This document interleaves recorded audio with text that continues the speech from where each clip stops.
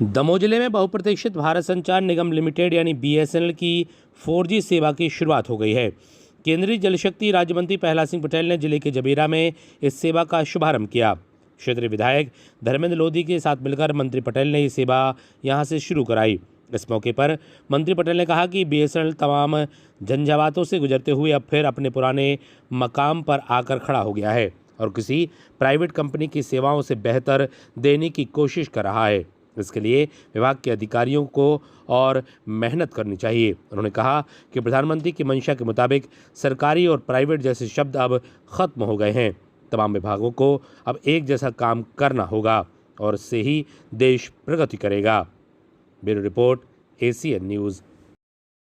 Bharat fibre branded सेवाओं के अंतर्गत 300 Mbps तक का इंटरनेट स्पीड के साथ ऑप्टिकल फाइबर केबल द्वारा उच्च गुणवत्ता के साथ और न्यूनतम दरों पर दमोह जिले के सभी ब्लॉकों में, दमोह मुख्यालय में, हटा, पथरिया, तेंदुखेड़ा, जबेरा, पटेरा में ये सुविधा 4G की सुविधा प्रारंभ की गई है। इसके लिए मैं केंद्रीय मंत्री माननीय प्रहलाद पटेल जी का बहुत बहुत धन्यवाद देना चाहता हूं। इस प्रकार की सुविधाएं मिलने से निश्चित रूप से गांव-गांव में इंटरनेट की सुविधा, हाई स्पीड इंटरनेट की सुविधा उपलब्ध होगी। इसलिए सिर्फ आपको बधाई देनी है, आपको शुभकामनाएं देनी है और BSNL की जो टीम है उसका मैं अभिनंदन करता हूं, क्योंकि सच है कि BSNL अनेक झंझावातों से लड़ते लड़ते फिर से अपनी पुरानी गति की तरफ आगे आना है।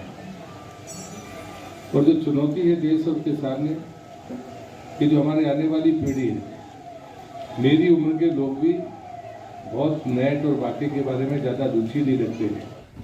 मैं उस समय देखता था BBG और उसके बीच में अलग अलग काम बचे हुए थे। पता चला केबल लाइन डली हुई है और बीच के हिस्से को छोड़ दिया गया है और पता चला परिणाम नहीं आ रहे।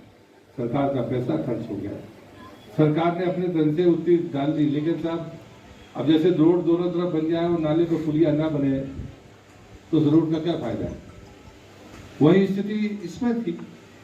तो जो लैप्स ऑफ कोऑर्डिनेशन था, ये ब्लैक स्पॉट था। और रेड स्पॉट में उनको मानता हूं, अगर हम दूरांचल में हमारा जंगल में कोई गांव है, वो भी तो चाहते हैं ना कि हमें सरकारी योजनाओं का लाभ मिले। वो भी चाहते हैं कि हमको मोबाइल से बात करने का मौका मिले।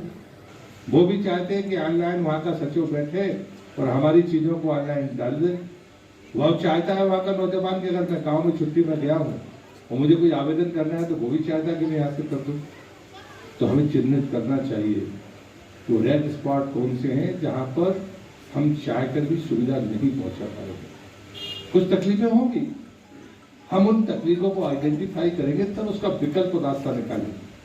सरकार का यही काम है। और इसलिए मैं मानता हूं कि ये एक ऐसा दौर है जहां पक्ष भी हम हैं और विपक्ष भी हम हैं। अब कोई सामने विपक्ष नहीं है, क्योंकि जिन लोगों ने लूट की है वो हमारी खामियां क्या निकालेंगे। वो हमारी तारीफ नहीं करेंगे, वो जिनकी कंजूसी हो सकती है, लेकिन वो हमारी सरकार की आलोचना नहीं कर सकते। इस बात के लिए मैं धन्यवाद देता हूं कि प्रधानमंत्री